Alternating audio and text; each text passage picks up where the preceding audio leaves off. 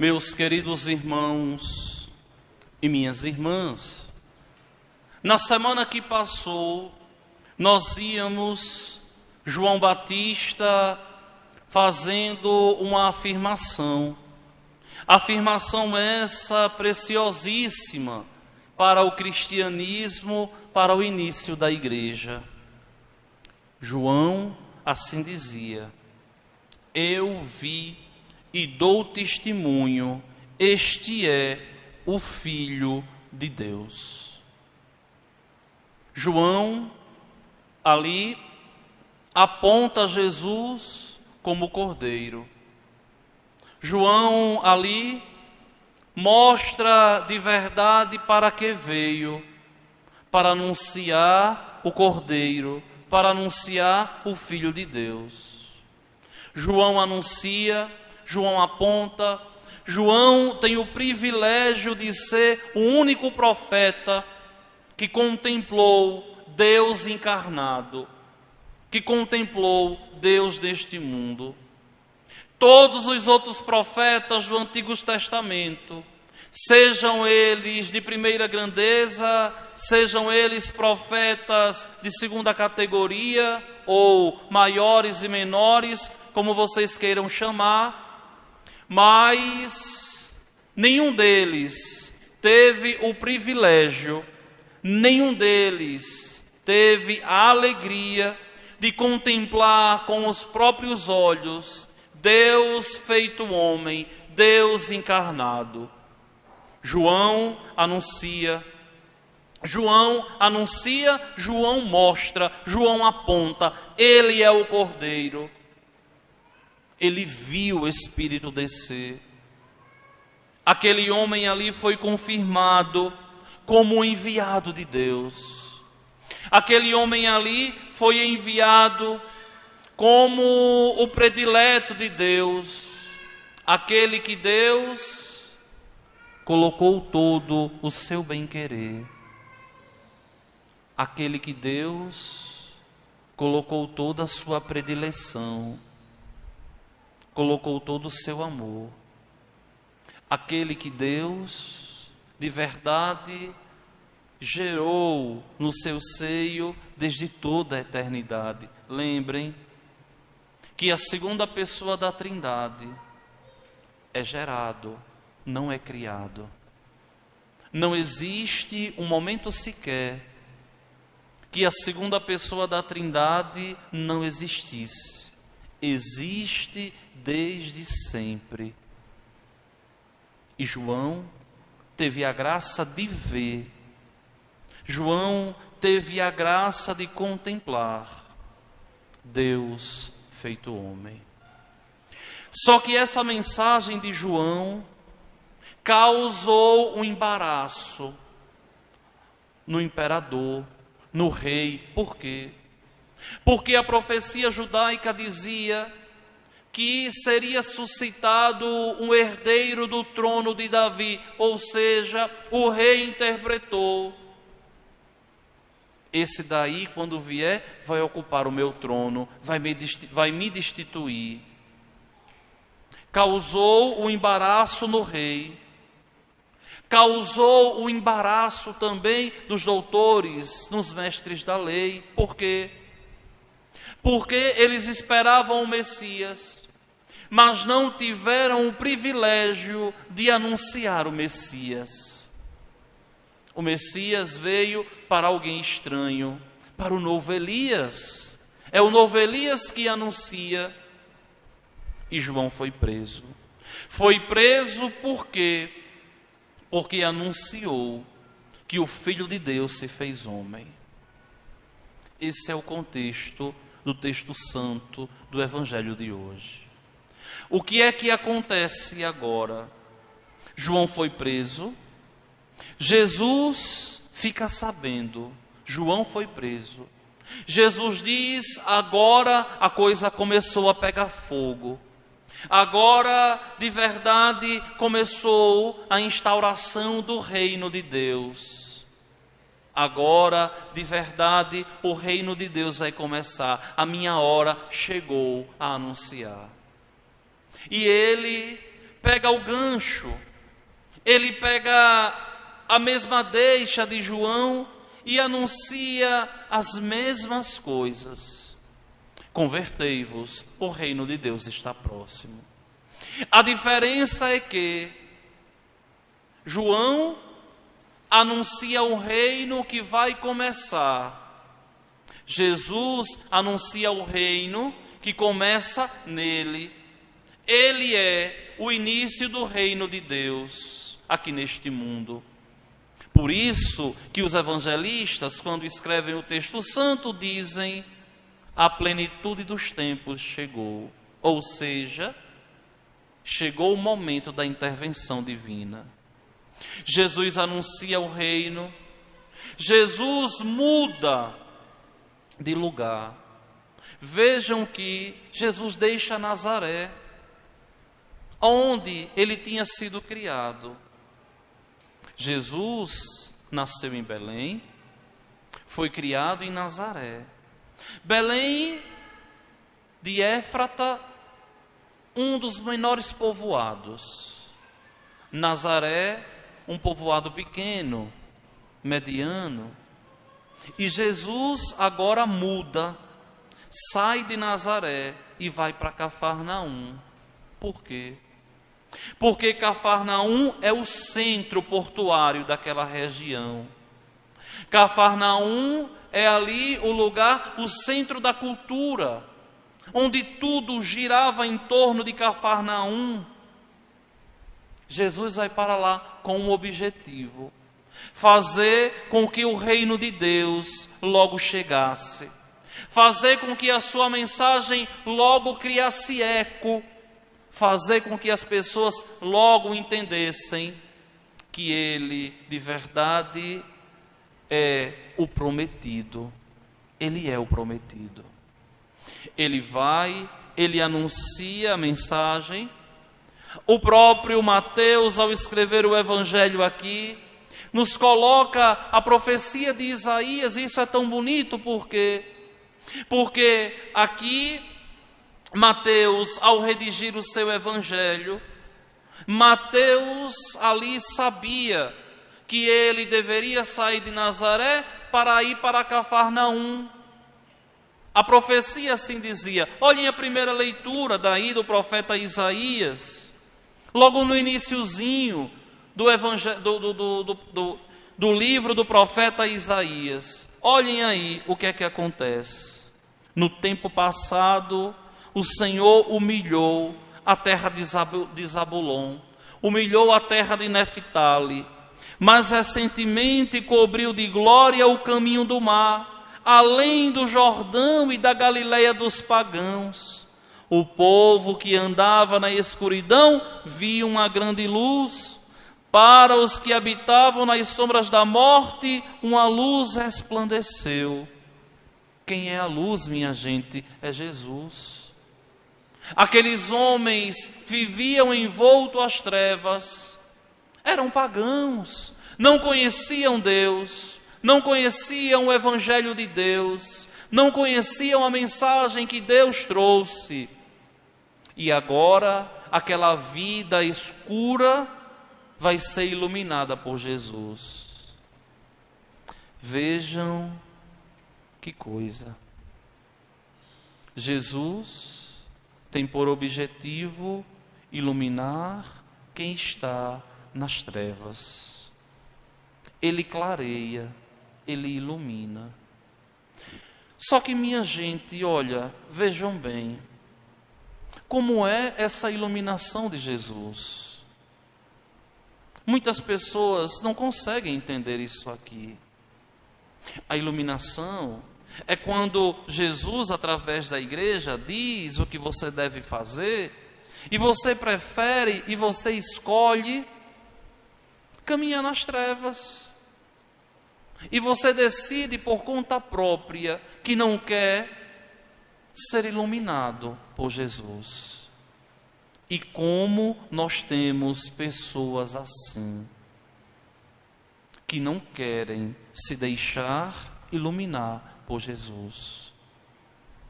Preferem continuar nas trevas.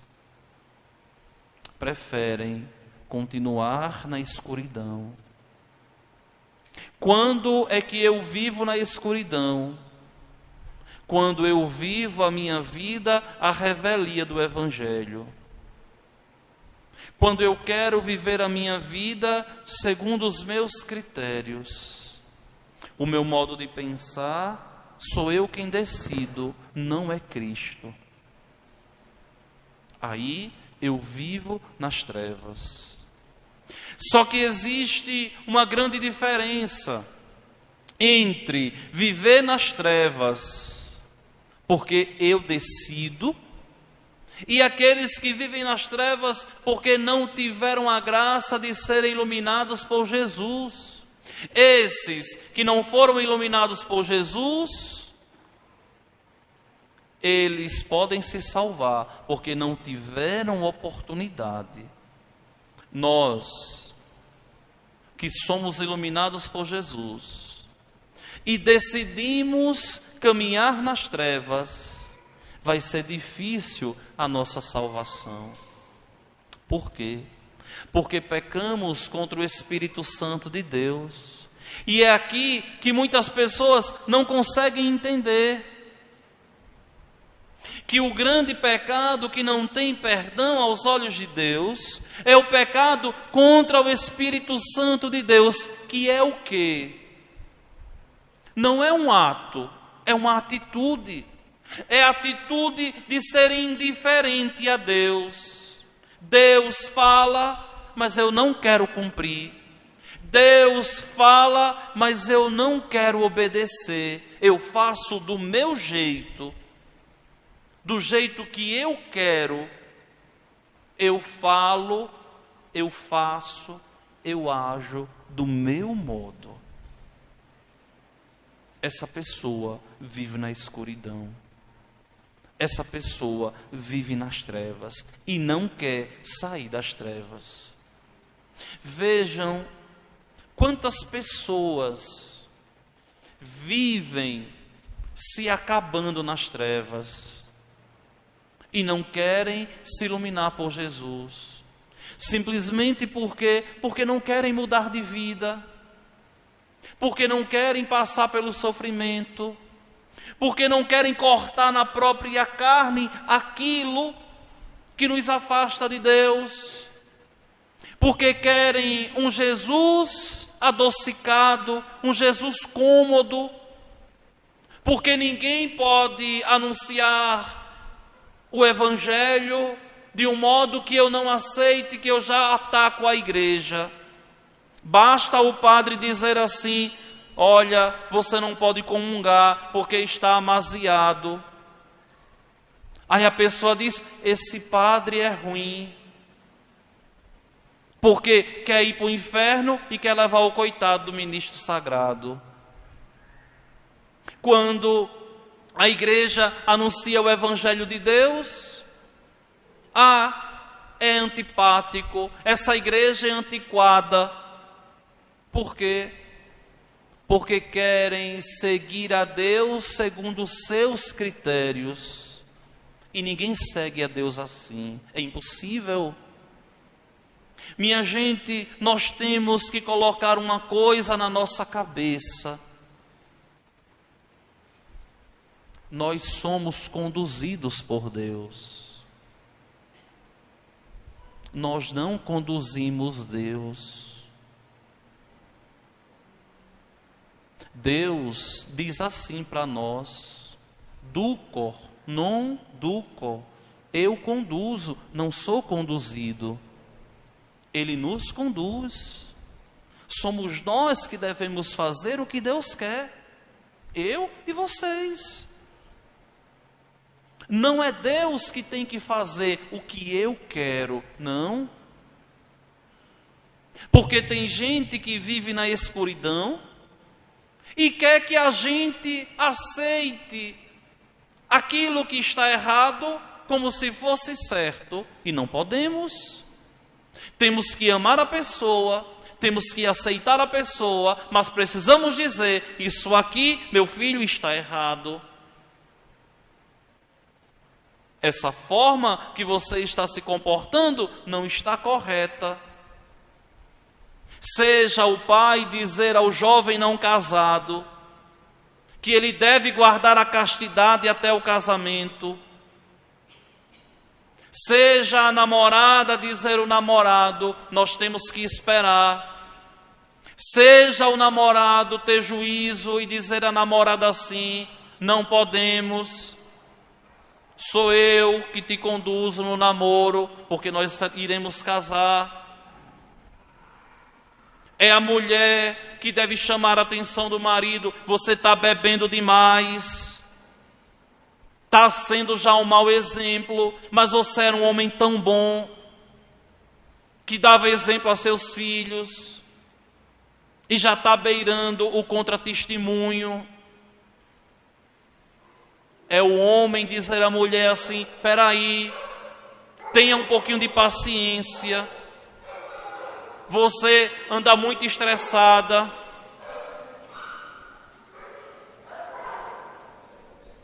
você anda muito estressada, maltratando todo mundo dentro de casa, tenha paciência, seja tranquila. Tenha paciência com os seus filhos. Tenha paciência com as nossas crianças. E muitas vezes nós nos acostumamos com a vida errada e isso para nós está como se fosse correto. O demônio age assim, viu? É claro, né?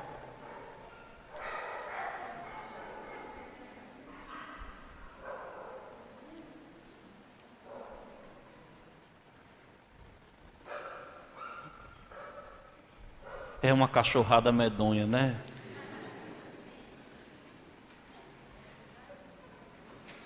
E isso porque eles são proibidos de entrar na igreja, viu? Vocês lembram que alguns anos atrás eu falei, né? Amarrem os cachorrinhos em casa, né?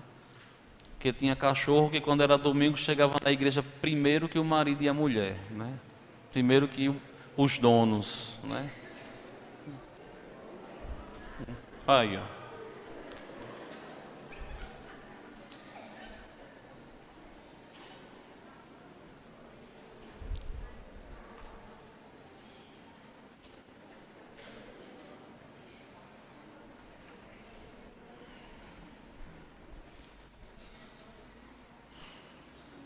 Então vejam que nosso Senhor, Ele vai ali para a região de Cafarnaum, para iluminar aqueles homens que viviam nas trevas.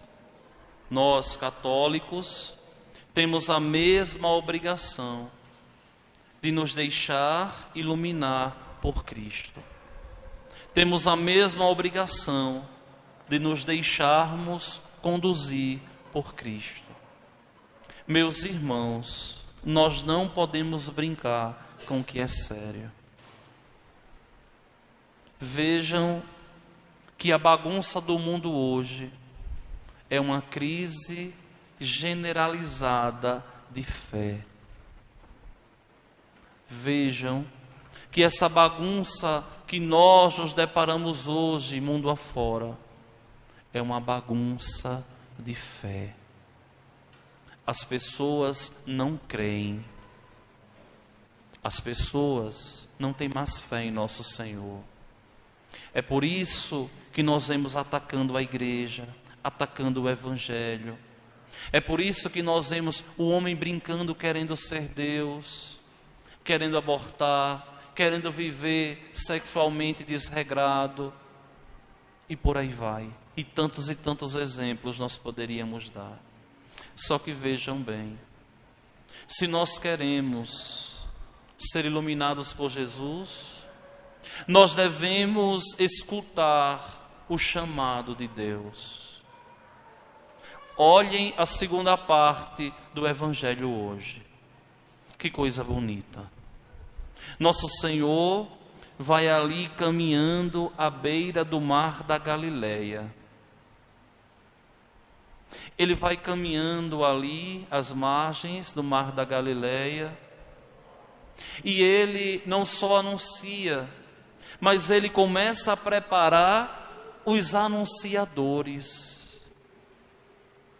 Ele olha, ele vê Simão, ele vê André, ele se aproxima e ele diz: segui-me, e eu farei de vós pescadores de homens. O texto aqui de Mateus nos diz que imediatamente eles deixaram as redes e o seguiram.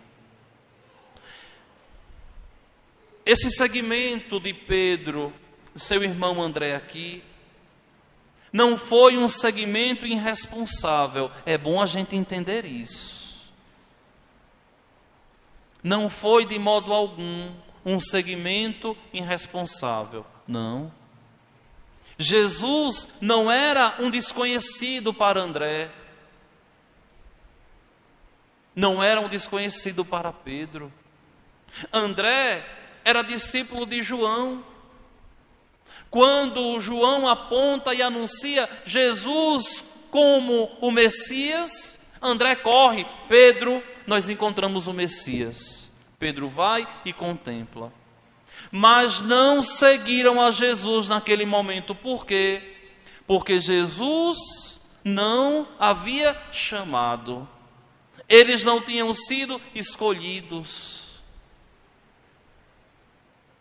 Sabe-se lá o que eles sentiram. Sabe-se lá o que se passou no coração deles. Não sabemos. O que nós sabemos é que aquele primeiro contato visual desses dois com Jesus fez com que, quando Jesus os chamou, eles tudo deixassem para segui-lo. Não titubearam. Por quê? Porque aquele olhar foi penetrante. Aquele olhar foi amoroso. Aquele olhar foi de alguém que confia, de alguém que espera, de alguém que de verdade quer próximo. Segui-me. Eu imagino e gosto tanto de rezar nesse texto, imaginando Jesus ali lançando esse olhar ternural. Para eles foi um olhar tão profundo que eles foram capazes de deixar tudo para seguir a Cristo. E vejam, meus irmãos, quem se encontra com Jesus, a vida não é mais a mesma.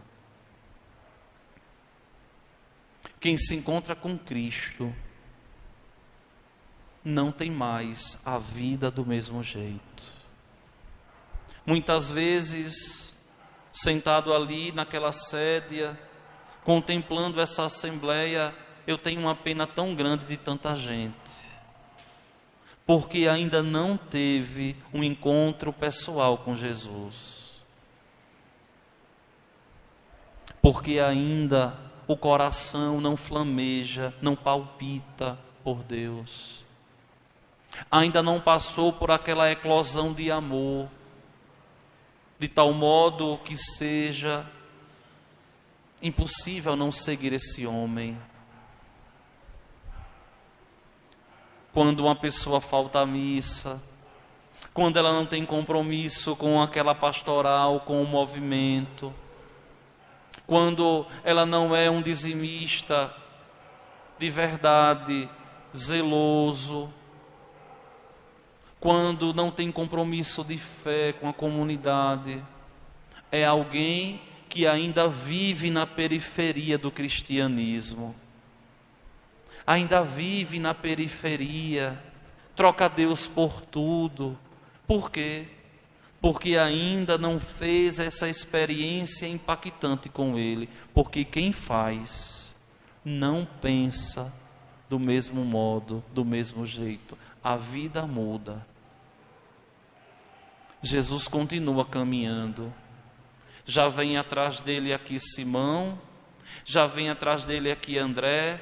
Ele caminha mais um pouco e lá na frente ele se depara com mais dois irmãos, Tiago, João, e chama: segui-me. Eles estavam com o pai, Zebedeu, consertando as redes, deixaram a barca e deixaram o pai para seguir aquele homem. Vejam que aqui Mateus, ele diz assim: Pedro e André deixaram as redes. Aqui João e Tiago deixaram a barca e deixaram o próprio pai. Eu falava nas missas que eu celebrei hoje que isso aqui para mim é uma vivência pessoal, que tudo deixei para vir lá longe anunciar o Evangelho de Deus. Porque, minha gente, olha, é impossível querer seguir a Jesus Cristo e não deixar algo para trás. É impossível seguir a Jesus e não deixar algo. Quem serve a Jesus, quem segue a Cristo Jesus, deixa algo por Ele. E aí eu pergunto a vocês assim: o que foi que você já deixou por Jesus? O que foi que você já deixou por Cristo? O que foi que você já deixou por Ele? Se você não deixou nada, o seu seguimento é mentiroso. Se você não foi capaz de deixar nada, você não está seguindo a Ele, não. Deixar a infidelidade, a mentira, uma vida cômoda, deixar um pouco dos compromissos criados por você, porque tem gente nessa paróquia que tem tanto compromisso que é impressionante, tudo é compromisso. Olha, vai ter ali uma lata batendo, eu tenho um compromisso, não posso fazer leitura na igreja hoje. Tudo que aparece é mais importante que Deus. Por quê? Porque ainda não compreendeu que quem se encontra com Ele deixa, e quem deixa ganha, porque quem quiser ganhar a sua vida, perdê-la-á, e quem perder a sua vida por causa de mim, haverá de ganhá-la novamente. E vejam que esse chamado de Cristo aqui é precioso, e Ele não só chama os apóstolos há 2000 anos atrás, não só chamou eles lá atrás, mas Ele continua chamando hoje. Tem gente dentro da igreja que parece que está esperando Deus vir para chamar. Ou tem gente que se acha mais importante que a bem-aventurada Virgem Maria, está esperando Gabriel vir aqui chamar. Não vai não, viu, aparecer para você não. Nem Gabriel, nem Nossa Senhora, nem Jesus. Como até hoje não apareceu para mim. São raríssimas almas privilegiadíssimas que tiveram essa graça. Nós escutamos a voz de Cristo, escutando a voz da igreja. Aqui, é aqui que Deus fala. É por isso que aqui não é lugar de ideologia, nem de fazer política, nem de pregar achismos, nem do padre ou aquele que está anunciando o evangelho aqui, o diácono ou o vigário, de eu não posso dizer isso porque alguém vai achar ruim. Não, eu tenho que dizer esse alguém que se converta. Porque a palavra, ela tem esse poder. de nos converter, de nos fazer perceber e de dizer aquilo que o mundo é incapaz de nos dizer. Dizer aquilo que o mundo é incapaz de nos dizer. Meus queridos irmãos e minhas irmãs, olhem a exortação de São Paulo hoje, na segunda leitura, para a gente concluir essa homilia de hoje.